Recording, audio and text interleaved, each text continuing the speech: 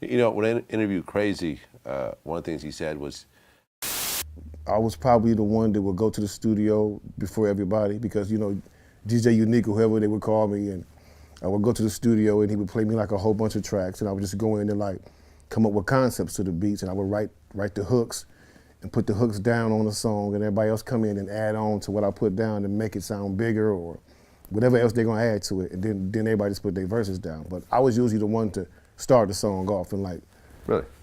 write the hook and like create the concept for it. I mean, yeah, back, especially in the beginning, Cray was always the thinker, the quiet one, you know what I mean, the silent assassin, the silent killer that's gone.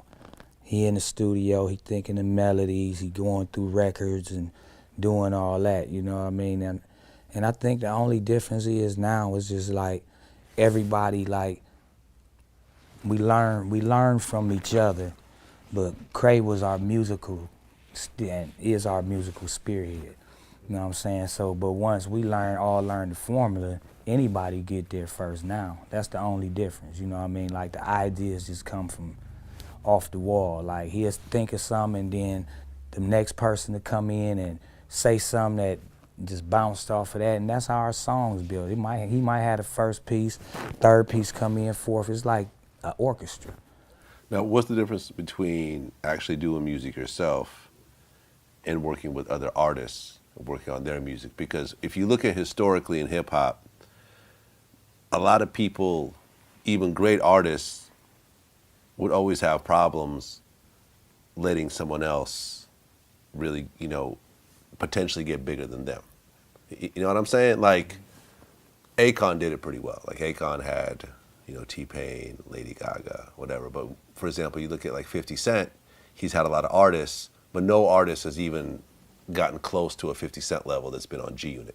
You know what I'm saying? He's always been the focus. Right. You know, like Busta Rhymes had a lot of artists, but no one's ever been at a Busta Rhymes level. You know, and OT Genesis is doing his thing right now. You know, shout out to Busta for, you know, I think that was dope what he's doing with there. But what's the difference between doing your own music as opposed to working on other people's music? Collaborating with another one of your artists or anybody's music? Well, you're artists. Oh, well, if I'm collaborating, the difference, see, to me, and this is why I differ from those who artists ain't gonna really see the day of light or whatever the case may be. It's a lot of different things that can go into that. But I think as a team, as Mo Thug, we understand the science. You know what I mean? Because like my nephews and all them already came in watching me and watching different artists. So it's a science, it's a method to the madness of how I work ain't just how I work. Because first of all, if we talking about me personally, I'm group orientated. So I ain't never had a problem with getting an idea from Cray or getting an idea from Rocky or my wife come in and sing a, you know, whatever the case may be. Like, to me, it's all about building everything up because everybody is an instrumental piece. Everybody is an instrument. Everybody's voice is different. Everybody's swag got something to it that if you smart like an Eazy-E or a nigga like me, you gonna pin it and you gonna make that part of that person shine. You feel me? Like you polish off all the rough edges of the artist and they shine, and it's all a science, you know what I'm saying? So you see, you learn that through experience, but me, I think me working with my artists, because I'm equally inspired by them. You know, I'm 41 years old. I need somebody 19 to get in there and just talk shit till you piss me off and we about to do this. You know what I'm saying? So to answer your question, me making music alone is just like, I don't make music without nobody I can't feel anyway. So it's a science of me making music, and whoever I'm working with gotta have that natural ability to let the magic come in, you know what I'm saying? Can't be nobody bossing up, oh, I'm gonna do it like this, and I'm gonna do it, and I'm gonna do it like, and you gotta do it like, but if it's constructive criticism involved, then I think it'll all grow. Like he could be in the studio, for example, and if he in the sound booth, he in there recording, he might just be like going over to something. I might walk into the sound room and be like, turn up. And he'd be like, oh shit, nephew. You know what I mean? And just flip it and it's vibe, a whole nother man. energy. Right, it's the vibe. The vibe. So that's how I make music. I make it off the vibe. You know what I mean? Your energy gotta be good when I come in the room, and if it ain't right, then I'm somewhere else getting another vibe on with that, so. Rocky, do you sing at all or you just rap?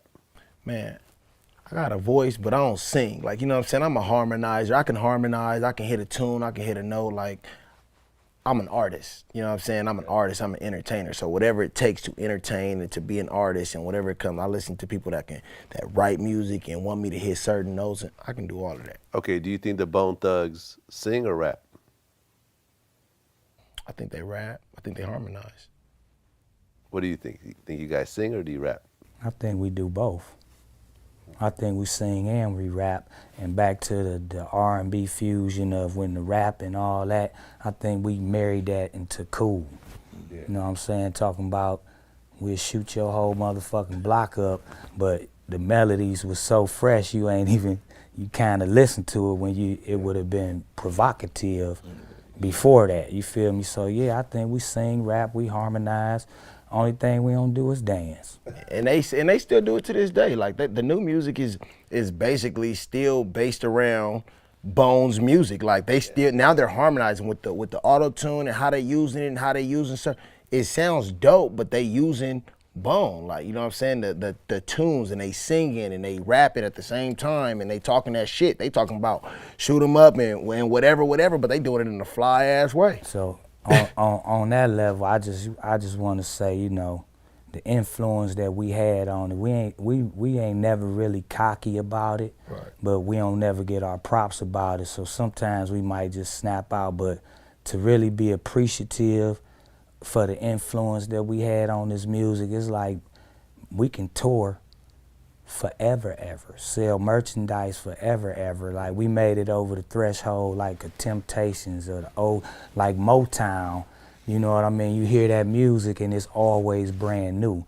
And that's why, because our influence on the game is evident everywhere. And I was trying to just say that we appreciate that shit. Yeah, I mean, like, for example, when you look at what Drake does these days, and people get on him, but look how the effect he had. You could say that there was a Bone Thugs influence on Drake. The fact that he could just spit one song and sing another and then go back and spit. Or when you look at like a Nate Dogg, for example, who's singing, but he talking that gangster shit in his, right. in his lyrics. But just like his 5 Bone members, it take 5 niggas to make Bone Thugs and Harmony to really, really complete that sound. Yeah. But so you need a Drake in the world, you need a Nate Dogg in the world, and everybody got their lane, because that's what music do. It bring the whole world together. So what he do work. You know what I'm saying? Just as way they say he this and that, he one of the coldest lyricists I ever heard. Yeah. You know Nate Dogg with this gangster shit, he'll have you really grooving and he's saying some shit, but you really singing it. Yeah, I mean, Ty Dolla $ign. Yeah, all Future. All them niggas, man. Yeah. Ty, man, Future, everybody, like from T.I.'s to everybody, man. Everybody got a little piece of the game now. The game ain't like it was in the 90s, where it was kind of compound and it really hadn't reached the whole world. Yeah. The influence is worldwide now, and you got rappers from Canada, and you got rappers from Germany, and they, people from singers from Australia, and it's all good in America. It ain't used to be like that. Sure. Now, when I interviewed Crazy, he said he never took any singing lessons at all. No, ever. Anyone in the group? No, man. So y'all just naturally. Yeah, man. We Church? My father used to sing, but never professionally. He used to be in the house cleaning up, singing, and everybody in my family used to be like, "Yo, he can sing." You know what I'm saying? And he used to record himself, like you get on the tape recorder, you hear him singing, but you hear the broom in the background sweeping the floor. Like, it was crazy. Have you ever taken any singing lessons at all? I mean, I haven't taken any, but I've had singing lessons because, like, Cray didn't need singing lessons because his father can really sing. My mother is a real singer. You know what I'm saying? My mother really can scaled up, know the whole thing. My Uncle Mike, like, we come from the Temptations, man. We come from their music. You know what I'm saying? We cut from that cloth around the burning barrel singing those songs. So it's kind of a natural thing, but we had help along the way. Our parents did that. So, like, because everyone sings, people sing in the shower or whatever else, but to actually, not only to have it sound good by yourself, but then to actually harmonize and layer the shit and have it sound, because like you said, it takes all 5 members to get that bone sound. Like, it ain't the same when Crazy's just doing, a hook by himself, And even, like, I remember seeing an interview with Game when you guys did Celebration together. He said he had to, like, get all of y'all in the same studio, in the same room, which wasn't easy. Yeah, Game, like, I want the sound, nigga, the sound. Want the sound, that's what I'm saying. Like, how did you guys get that sound of all y'all being layered on top of each other like that? It came from living with each other, knowing each other all our lives, and studying not only the records that we played and our parents, but studying each other. Like, we had to really become one instrument. So after 23 years of fame, it's 35, 36, 37 years, 35 years I've been friends with Cray. My brother, that's my brother. Yeah. Wish, that's my cousin. You feel me? Layzie Bone is a walking instrument. You feel me? So, like, after all them years, man, it's automatic. Like, why do we need rehearsal when we do 200 shows a year? It's automatic, you feel me? Like, it's the passion that go into it. Every single time you get that sound because we all put 110% in it, and it's like being on any championship team, we holding each other accountable. Don't miss the ball. 200 shows a year, that's dope. Yeah, I mean, that's how we do it, you know what I mean? Like, that's Bone Thugs. We ain't really out there in the industry. We just now getting to the level where we finna really try to do our thing like that. But, we never was out there like that, so we about to, now it's time. Well, I remember seeing an interview, I just interviewed Russell Simmons the other day, but I seen an interview with him, and one of the things that kind of struck me was that when you look at, for example, professional sports, after the person's been cut from the team and they retire and so forth, you usually see a decline.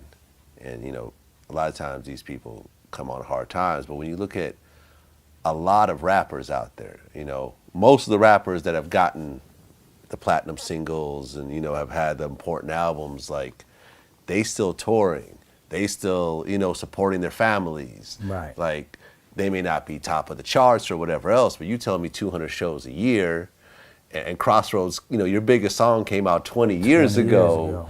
Not only doing shows, blessed enough to be sold out. Really? You know what I'm saying? Like, we rarely get a show that's not sold out.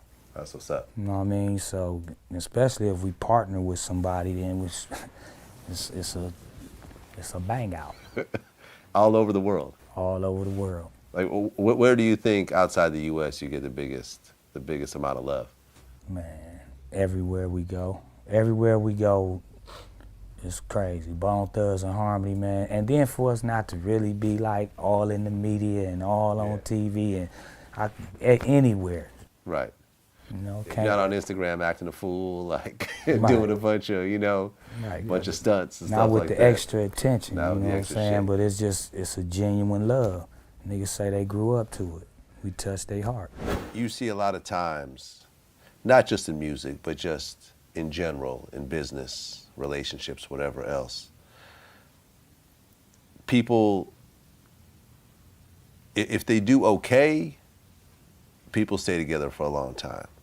But you rarely see groups stick together through a time of great success. Usually the success is what breaks people up. Right. But yet, Bone Thugs and Harmony are still a group, are still together. All y'all got positive things to say about one another. What do you think has been the secret for y'all to still be together?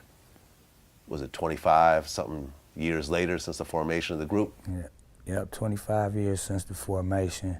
And I would say, man, what really keep Bone Thugs and Harmony together and everybody that we deal with that been rolling with us for all these years is just, first of all, we genuine about the love of this music thing.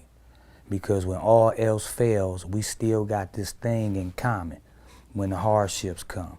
When after the breakup, because we got money and we discovering it and we break up the makeup and all that you know once you live, I think if you make it past a certain level of fame, a certain level, and you understand one another and you really, truly, truly, like we are truly brothers, man. Like Craig can be doing his solo shit right now. Wish doing the solo, whatever, it don't matter what part of the world we in. If you know, when your brother call, if you get the wrong call and you really got to drop everything, but we brothers, man. Like, we gonna carry our own caskets. You know what I'm saying? We our own pallbearers. We know this from beginning of having penny candy parties, and 50 Cent was not a rapper, but a whole lot of money to go to the penny candy store with. You know what I'm saying? We talked about this. Then you go through the phase and the fuzz and all the riffraff and all that, and then you understand, and we start appreciating each other for being grown-ass men and having family. So now it ain't about us no more. I'm looking at my nigga's kids, he looking at his kids, and they playing, and they look just like us, and it's just wild. Like, we ain't died, we multiplied. And that's what I think keep us going, like, and I'm probably the one that say that, like, because I'm that nigga, I'm the little man, and everybody know, like, it gotta be all or nothing. And it always been like that. So not only am I always gonna pull to have the greatness together, you know, it's an automatic, it's a blessing bestowed upon thee. You feel me? Shit.